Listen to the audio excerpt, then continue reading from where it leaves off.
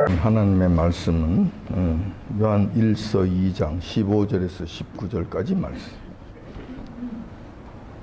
신약성경 389페이지에 있습니다. 다 찾으신 줄 알고 제가 받들어 봉독하겠습니다.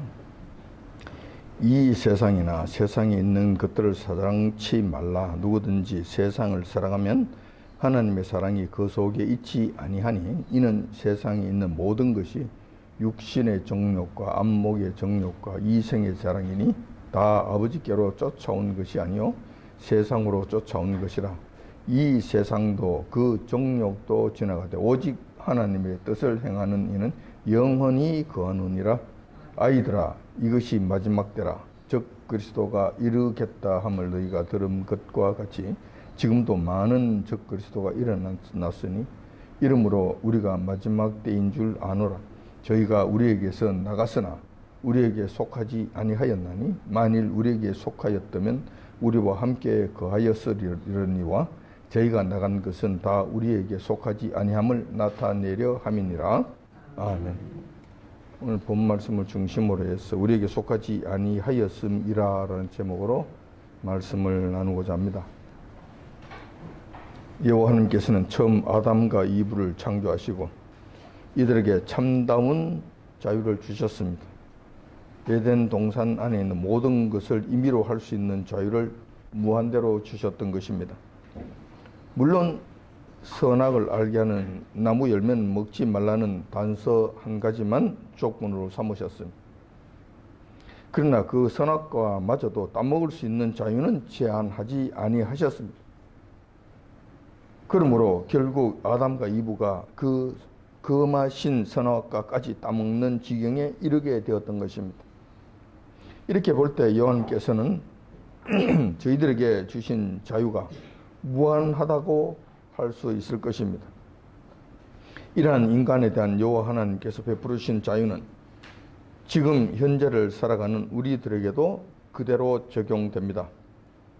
특별히 여호와 하나님을 섬기고 따르는 일들은 지금도 무한 자유 가운데 우리 인류에게 주어지고 있는 것입니다. 여호와 하나님을 섬기고자 하는 자들은 스스로 판단해서 옳다고 여겨지면 자원하는 마음으로 주님 앞에 나오라는 것입니다. 그렇게 하면 된다는 거예요. 반대의 경우도 마찬가지입니다. 그 자유입니다. 주님을 떠나는 것도 자유라는 것이죠. 주님을 섬기다가 마음에 들지 않는다고 생각되면 항상 어느 때든지 떠나가도 된다고 허락하시는 것입니다.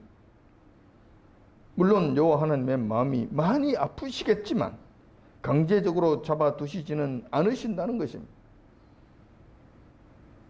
여호와 하나님께서는 사랑이 많으셔서 주님을 버리고 떠난 자라 하더라도 내 평계에 치지 아니하십니다. 집 나간 탕자의 아버지처럼 늘 동고 밖에 서서 집 나간 탕자가 돌아오기만을 기다리신다는 것. 이거는 그렇게 하시지만 강제적으로 강압적으로 자유를 억압하는 이런 일들은 하지 않으신다. 지금도 마찬가지. 교회를 들어오는 것도 자유, 교회를 나가는 것도 자유. 이 교회에 들어오는 것도 자유, 이 교회에서 저 교회로 나가는 것도 자유.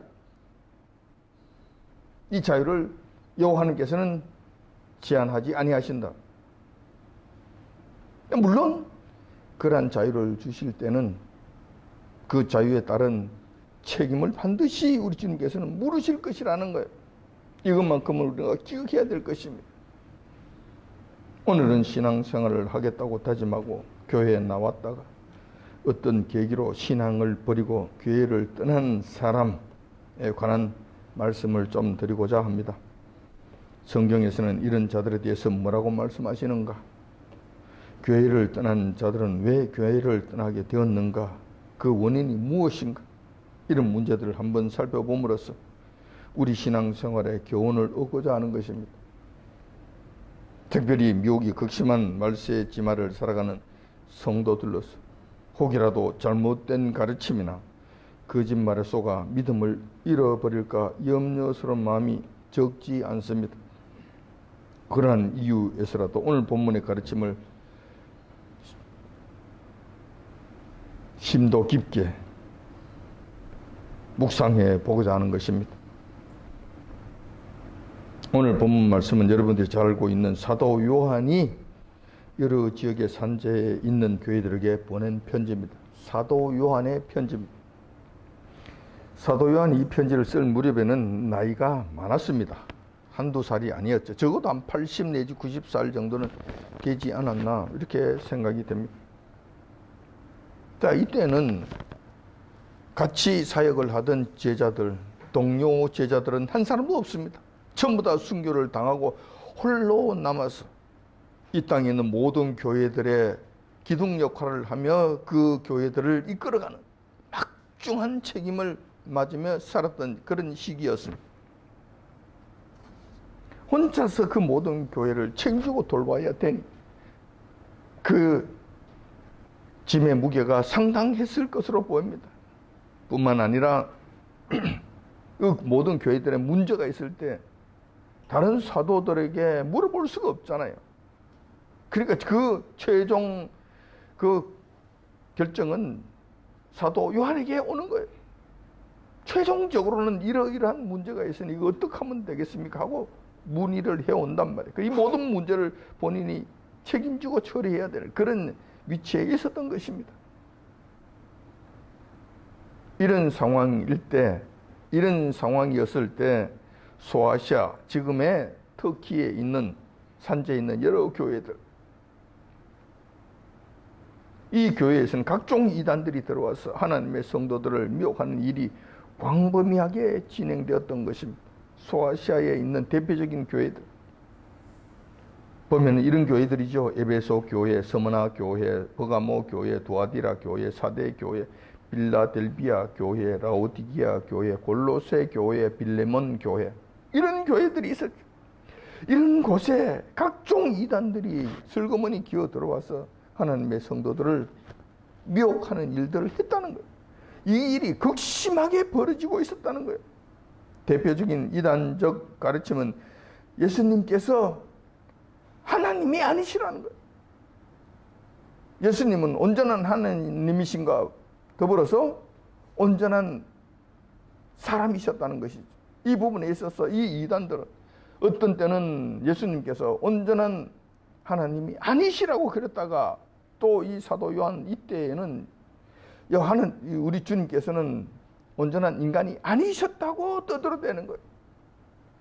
절름발이를 만들어 놓으신 거예요. 이런 가르침을 하는 거예요. 아니 예수님께서 인간이 되시면은 어떻게 그분이 우리의 하나님이 되실 수 있는가? 하나님은 인간이 되실 수 없지 않느냐? 이런 주장이에요. 그때 당시에 광범위하게 퍼져 있던 영지주의 사상이 이 교회 안에도 널리 스며들어서 이런 주장들을 하는 거예요. 육은 악하고 영은 선하다. 그런데 어떻게 선하신 하나님이신 예수님께서 육을 입고 이 땅에 오실 수 있는가? 육은 악한 것 아니야. 그런 건 있을 수 없어. 이런 논리로 몰아가는 거예요. 그러니까 천지도 모르는 이 교회 교인들은 그런갑다. 그것이 맞네. 이러고 따라간다는 거예요. 그러니까 예수님께서 육신을 입고 이 땅에 오셨다는 사실은 과학적 논리로 보았을 때 말이 안 된다고 하면서 육신의 하나님을 부인하는 가르침을 그들에게 가르쳤다는 거예요. 이것이 지금 오늘 요한 1서에 여러 번 나오는 말씀이 적 그리스도라고 사도 요한이 그냥 그들을 그렇게 그냥 책망을 하셨던 거예요. 뿐만 아니라 그들은 또 이런 가르침을 주게 됩니다. 세상을 살아갈 때는 적당하게 세상적 성공과 즐거움을 누리면서 살아야 된다. 다시 말해서 우리 주님께서 모든 것을 다 이루셨지 않았나. 그런데도 불구하고 너가 율법에 매여서 절절 매면서 전전긍긍하면서 이렇게 힘들게 살 필요가 뭐가 있는가. 이 땅에서 적당하게 즐기면서 살아야지. 그래야 살 맛이 나는 것 아니야. 이게 주님의 뜻이야. 십자가에 달리신 의미야. 물질적 축복을 추구하면서 살아야 된다는 이런 가르침이었어요. 그러니 성도들이 그 가르침에 얼마나 혹하겠습니까? 오, 맞아. 그런 거 맞지. 그동안에 이것 때문에 내가 많이 억눌리고 그래서 술 한 잔도 못 먹었고 노래방에도 가지 못했는데 이제 알고 보니까 그렇게 해도 되네. 문제가 없네. 그래서 그들의 이단들의 가르침에 그냥 막 따라가는 거예요. 이러한 이단적 가르침에 따라 수많은 당시 교인들이 사도들의 가르침을 버리고 정통 신앙 교회를 떠나 이단으로 세상으로 나가버린 일이 절비하게 유행처럼 발생하였던 것입니다. 이러한 교회의 중대한 문제에 대해서 사도 요한은 사태의 심각성을 알아차리고 직접 편지를 써서 소아시아 여러 교회들에게 보냈던 것입니다. 이것이 오늘 요한 1서, 요한 2서, 요한 3서의 말씀입니다. 오늘은 요한 1서의 모든 내용을 전하는 시간은 아닙니다. 요한 1서의 내용 중에서 정통교회를 떠난 자들, 그들의 영적 상태와 그 내면적 원인을 말씀하고 있는 부분만을 중심으로 해서 한번 살펴보고자 하는 것입니다. 정통교회는 뭐고 떠나간 교회는 뭔가? 뭐가 정통교회고 뭐가 이단교회인가?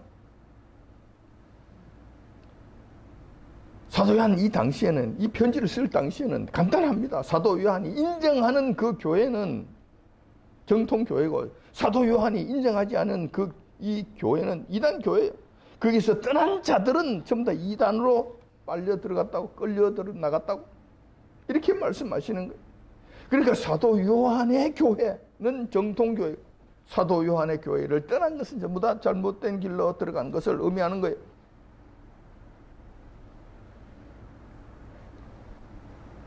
자꾸 시비를 걸 필요 없습니다.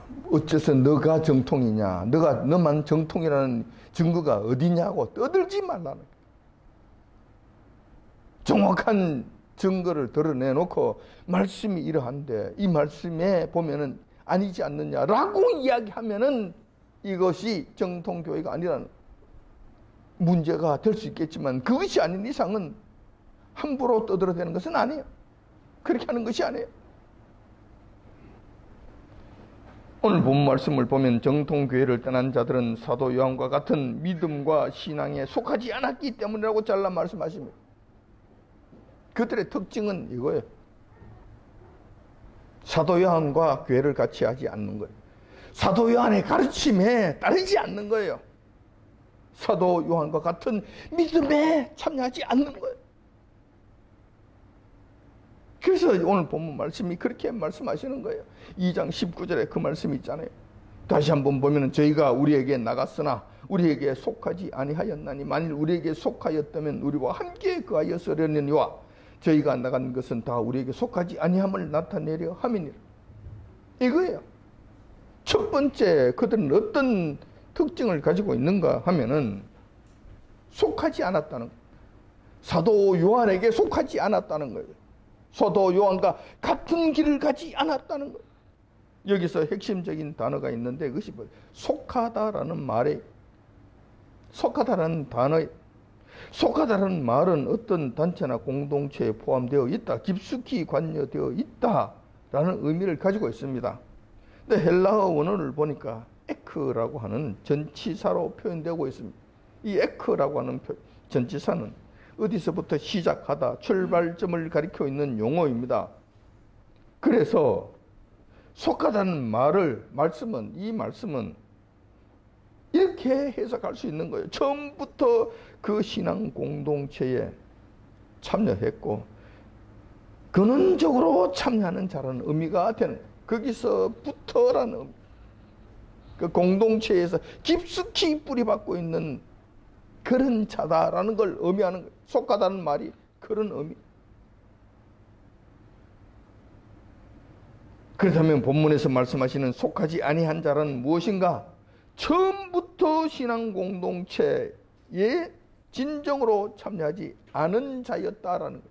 뿌리를 그게 두지 않았다는 거예요. 출발점을 그곳에 두지 않았다는 거예요. 그게 속하지 않았다는 거예요.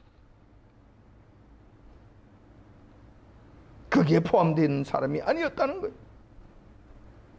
다시 말해서 교인으로서 교회에 나와 등록하고 외형적으로는 세례도 받고 신앙생활을 했지만 참된 성도는 아니었다는 것을 말씀하고 있습니다. 속하지 아니하였다라는 말의 의미가 그렇다는 거예요. 자, 이렇다면은 우리는 이것을 생각할 수 있습니다. 우리는 얼마든지 신앙생활을 잘 하는 것처럼 위장할 수 있다는 것입니다. 거듭나지 않고서도 얼마든지 성도인 것처럼 행세할 수 있다는 것입니다. 하지만 이런 자들은 언젠가는 진실한 교회를, 정통교회를 떠나게 되어 있다는 것입니다. 왜냐하면 사도 요한의 가르침을 따르지 않고 사도 요한이 인도하는 영적 인도함에 순종할 마음이 전혀 없기 때문에 그런, 근거가 거기에 있지 않기 때문에 그런.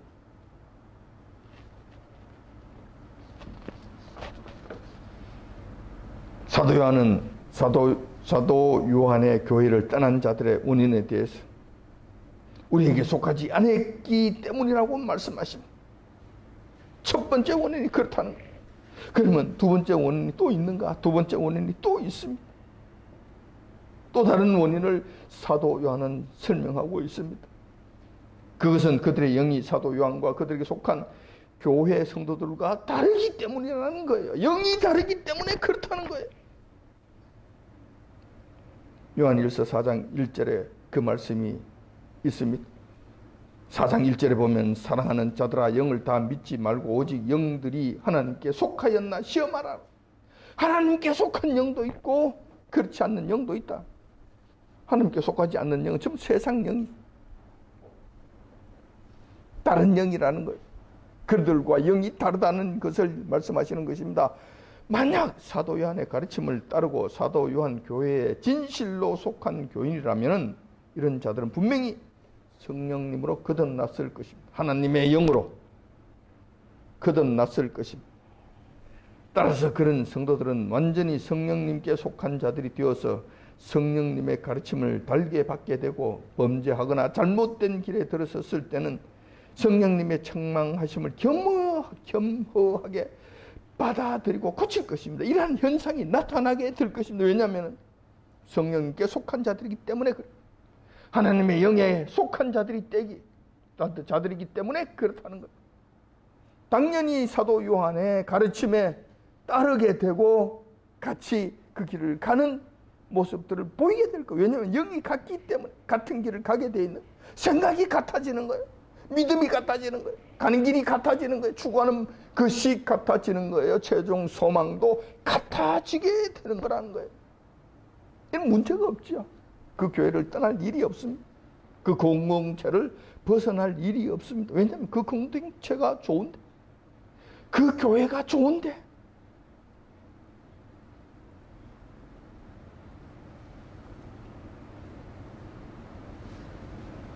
성령께 속한 자들은 반드시 이러한 모습을 보입니다.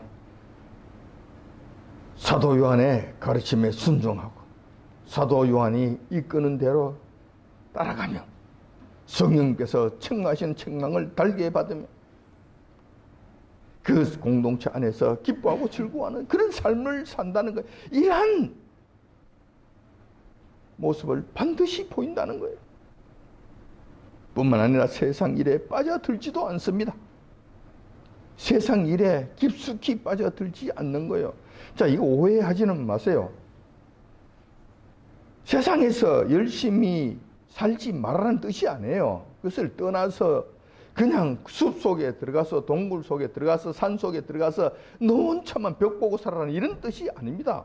세상에서 열심히 살아라고 말씀하십니다. 그렇지만 세상 속에 속한 자가 되지는 않는다는 거예요.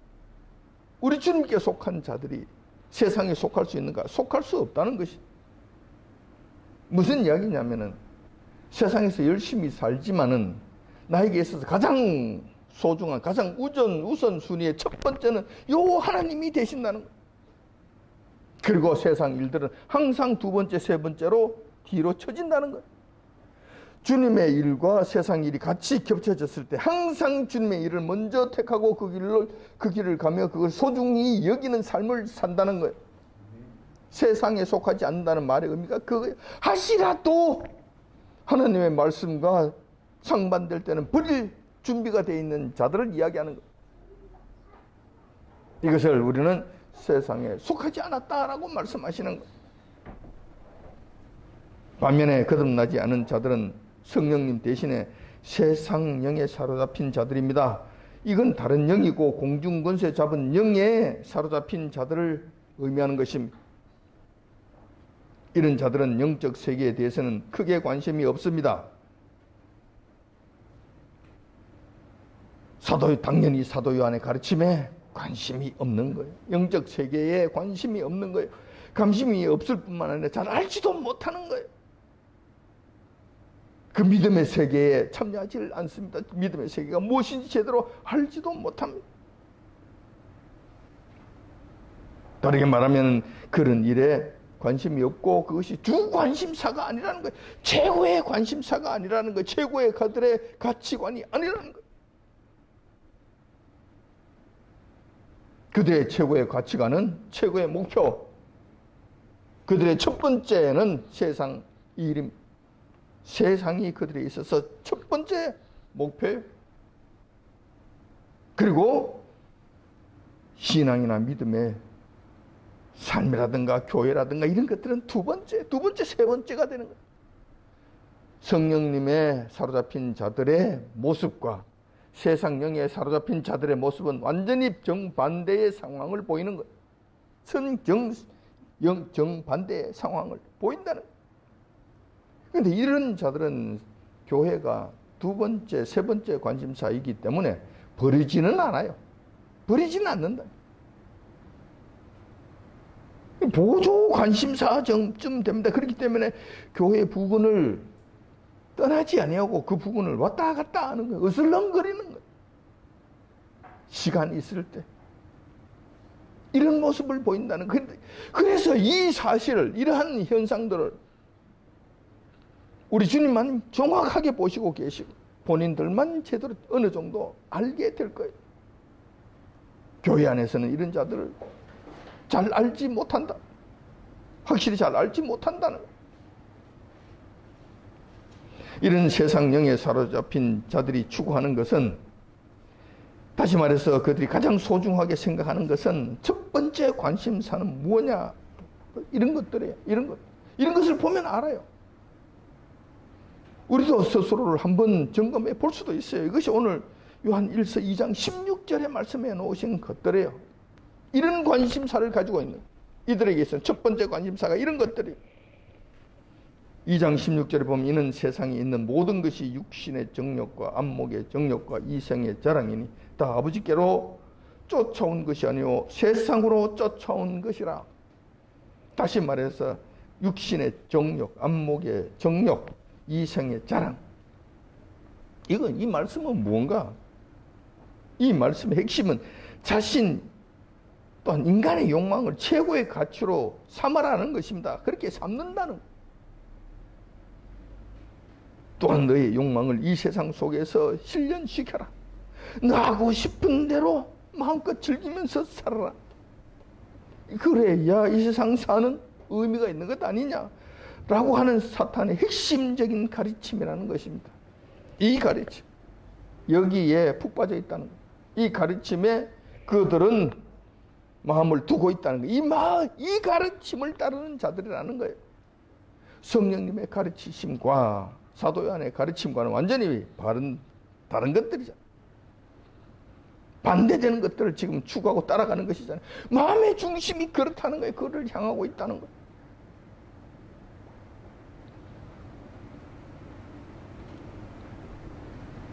이 말씀은 곧바로 우리 조상인 아담과 이브가 사탄의 미혹에 넘어간 사건을 떠올리게 합니다. 창세기 3장 6절에 보면 이렇게 기록되어 있습니다.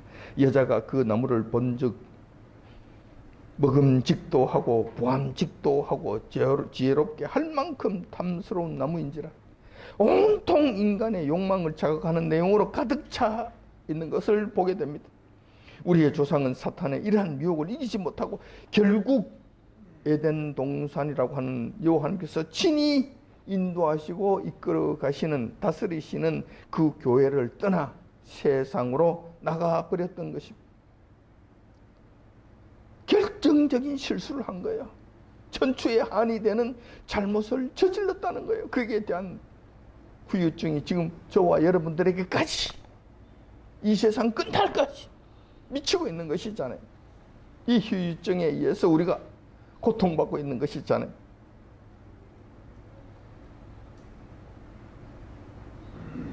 이런 일들을 우리에게 교훈으로 주셨으니까 우리만이라도 이제는 그런 일을 거듭하지 말아야 되잖아요. 그런 오류에, 그런 잘못에 거듭 빠지지 말아야 되잖아요.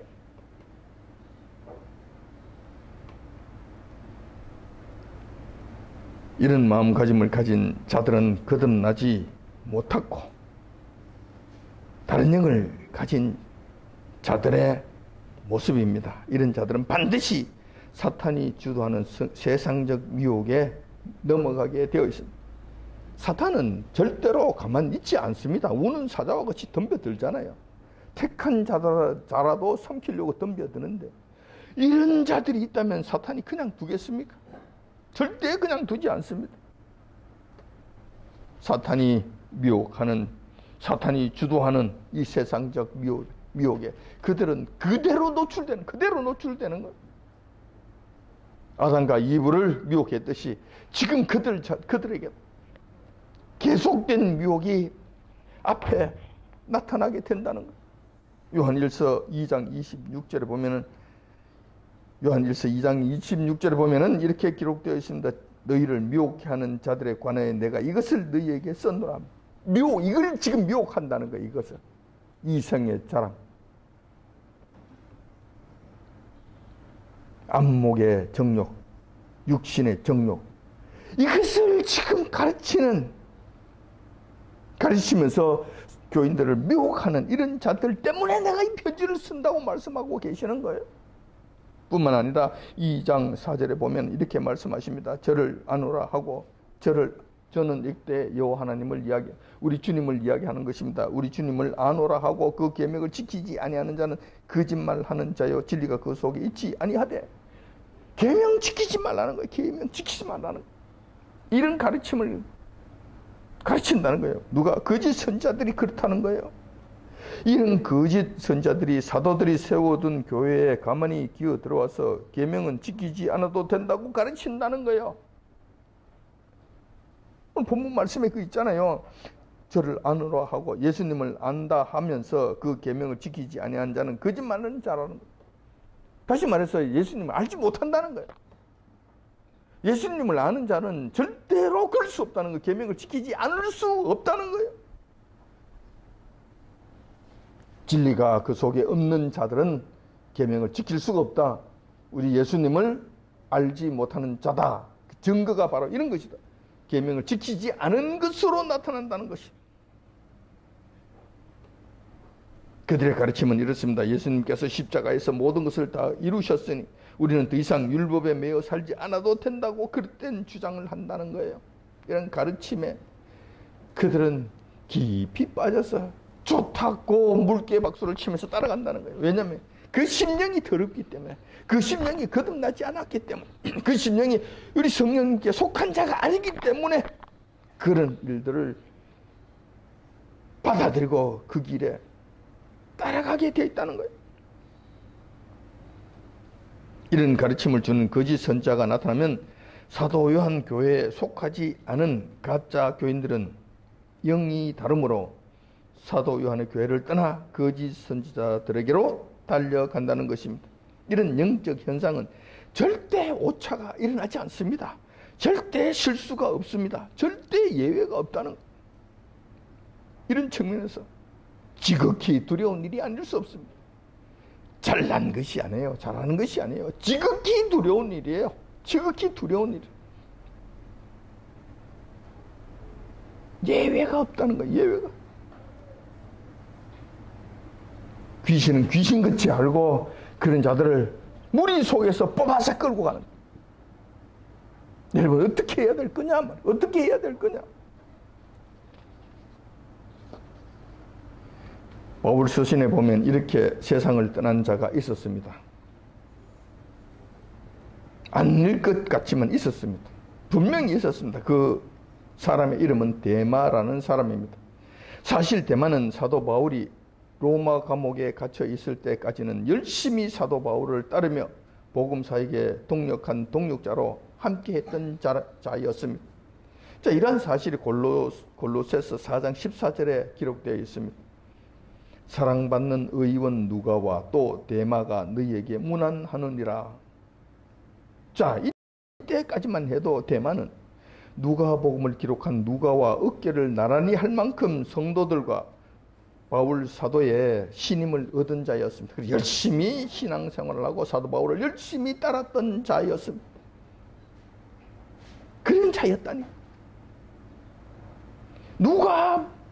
누가복음을 기록한 누가와 어깨를 나란히 할 정도, 이름이 같이 들어갈 정도로 존귀한 자의 자리에 들어가 있었다는 거예요. 그러나 사도 바울이 2차 감옥에 갇혀서 이제는 죽음을 눈앞에 둔 가장 힘든 상황이 되었을 때 이 데마는 바울 곁을 떠나 세상으로 가버리게 됩니다. 이 말씀이 디모데후서 4장 10절에 기록되어 있습니다. 디모데후서 4장 10절에는 이렇게 기록되어 있습니다. 데마는 이 세상을 사랑하여 나를 버리고 데살로니가로 갔고, 그러했던 데마가 세상을 사랑해서 떠나가 버린 거예요. 아마도 데마의 고향이 데살로니가가 아니었나 생각해 보기도 합니다. 자기 고향으로 갔겠죠. 돌아갔다면 어디로 갔겠어요? 자기 고향이나 자기가 살만한 그 근거지로 갔겠죠. 아무튼 데마도 결국은 사도 바울에게 속한 자가 아니었으며 그 심중에는 세상에 속한 자로서 세상으로 가득 찬 자였으며 세상 영에 사로잡힌 하나님의 영이 아니라 사도 바울의 영이 아니라 세상 영에 사로잡힌 자였다는 것을 증명해 보인다는 거예요. 마지막에 사도 바울을 떠남으로써 확실하게 그 자신의 정체성을 보여주었다는 거예요. 예외가 없습니다. 예외가. 사도 바울 옆에 있었다 하더라도 예외가 없다는 거예요. 귀신이 귀신같이 알고 사도 바울 옆에 있는 데마까지도 바로 알고 바로 잡아서 끌고 가버린, 세상으로 끌고 가버렸던 거예요. 무서운 일이 아닐 수 없습니다. 뿐만 아니라 데마의 이러한 속마음을 천하의 사도 바울도 미리 알지 못했다는 거예요. 데마가 세상으로 끌려나갈 때까지는, 떠나가기 전까지는 사도 바울도 몰랐다는 거예요.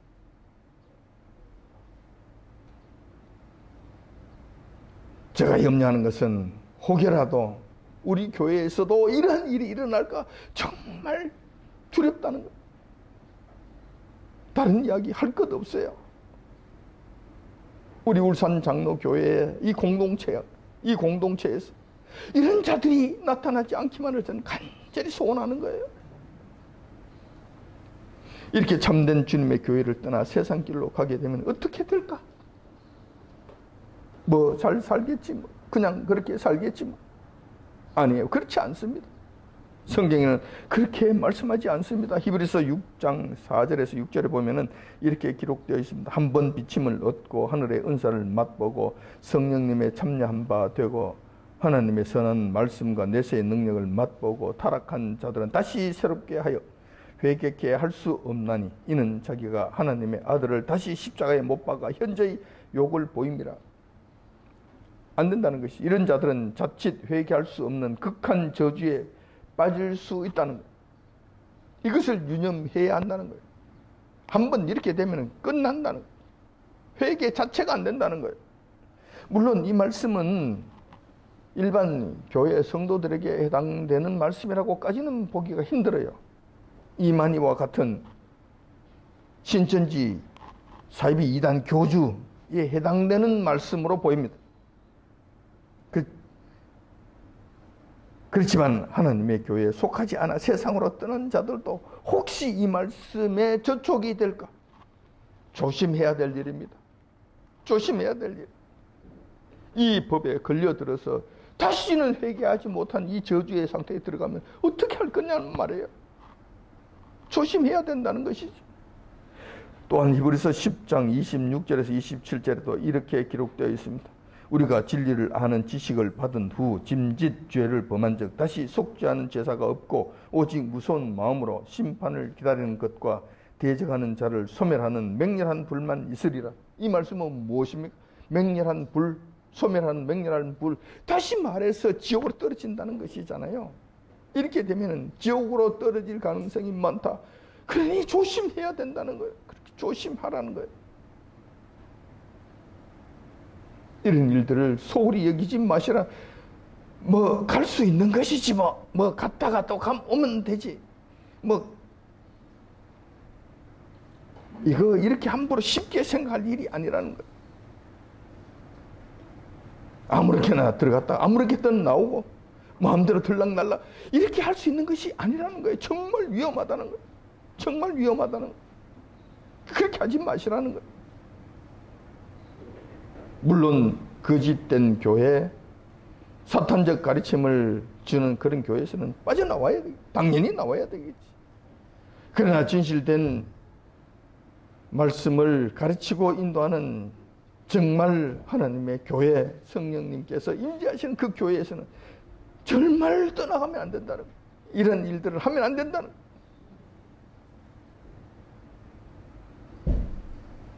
오늘은 우리에게 즉 사도 요한에게 속하지 아니한 자들의 문제에 대해서 한번 살펴보았습니다. 이들은 사도 요한의 가르침을 내심 따르지 않았으며 겉으로는 따른 것 같았습니다. 그러나 내심 속마음이 진정으로 그 영이 따르지 않았다는 것입니다. 진정으로 그 교회에 속하지도 아니함으로 인해 결국은 그 생명의 교회를 떠난 자들에 관한 말씀을 살펴보았습니다. 거짓 선자들이 나타나 지금으로 이야기한다면 지금 이단들이죠. 이단들이 나타나서 미혹을 하게 되면 이런 자들은 참된 교회를 버리고 세상으로 떠나버리게 됩니다. 세상으로 나가버리게 됩니다. 이들은 거듭나지 않으므로 성령님께 속한 자가 아니었으며 진리의 서기를 거부한 자들이었습니다. 평소에는 그럴듯 하지만 이런 문제가 생겼을 때는 바로 그 정체가 드러난다는 데마처럼 사도 바울까지 버리고 세상으로 가버리는 이런 일이 생긴다는 거예요. 아무쪼록 이러한 영적 세계에서 일어나는 극심한 미혹들을 여러분들이 잘 깨달았어. 지금 기회가 있을 때 뿐만 아니라 지금도 여러분들 지켜주고 계실 때 확실한 믿음에 든든히 서고 진정한 마음으로 주님 앞에 나옴으로 성령님의 사람이 확실하게 되어서 우리 주님을 향한 참된 믿음을 끝까지 지킴으로써 마지막 승리의 자리에 참여하는 저와 여러분들이 다 되시길 이 아침 주님의 이름으로 축원드립니다.